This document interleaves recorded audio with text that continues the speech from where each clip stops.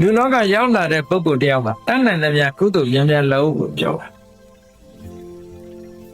အဲ့ဒီကုသိုလ်ကောင်းမှုမလုပ်နိုင်ဘူးဆိုလို့ရှိရင်ဘာကြောင့်မလုပ်နိုင်တာတော့လို့ဆိုရင်အဓိကကတော့ပမာဒမေ့လျော့တယ်မေ့နေတယ်ဆိုတာဘာလို့ဆိုရင်မျက်စိကမြင်တဲ့အာယုန်လေးရဲ့ဆွဲဆောင်ရနောက်လိုက်သွားတယ်နှစ်သက်စရာအာယုန်ဆိုရင်လောဘဖြစ်တယ်မနှစ်သက်စရာအာယုန်ဆိုဒေါသဖြစ်တယ်အဲ့ဒီနောက်ပါသွားတယ်ကြားလိုက်တဲ့အပန်းကလေးနောက်လိုက်သွားတယ်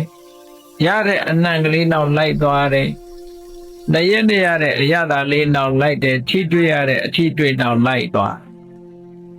အဲ့ဒီအာနုန်တွေရဲ့ဆွဲဆောင်ရာကိုလိုက်သွားနေတာကိုပမာဒမေ့လျော့တယ်လို့ပြောတာအဲ့ဒီလိုလိုက်နေတယ်ဆိုလို့ရှိရင်ဒီလူရဲ့စိတ်ဟာကုသိုလ်ကောင်းမှုဘက်ကိုဥလဲပြီးတော့မလာဘူးကုသိုလ်ကောင်းမှုမှာအရေးအကြီးဆုံးကတော့ကိုယ်စိတ်လေးကကောင်းမှုဘက်ကိုဥလဲနေဖို့ပဲကုသိုလ်လုပ်လို့ရတာတွေကအများကြီးရှိတယ်လူနေမှကုသိုလ်ရတာမဟုတ်ဘူးကိုချင်းတရားလေးကိုဆင်ញင်လိုက်ရင်လည်းကုသိုလ်ရတာပဲမေတ္တာဘာဝနာပွားလိုက်ရင်လည်းကုသိုလ်ရတာပဲစိတ်ကောင်းနှလုံးကောင်းလေးထားတာလည်းကုသိုလ်ရတာကုသိုလ်ဘက်ကိုဥတည်လှည့်ပေးလိုက်တာနော်ဘုရားဆိုလို့တဲ့အတိတ်ဘက်ကကုသိုလ်ကောင်းမှုကိုတဲ့လုပ်ပါကုသိုလ်ဆိုတာလုပ်တဲ့နဲ့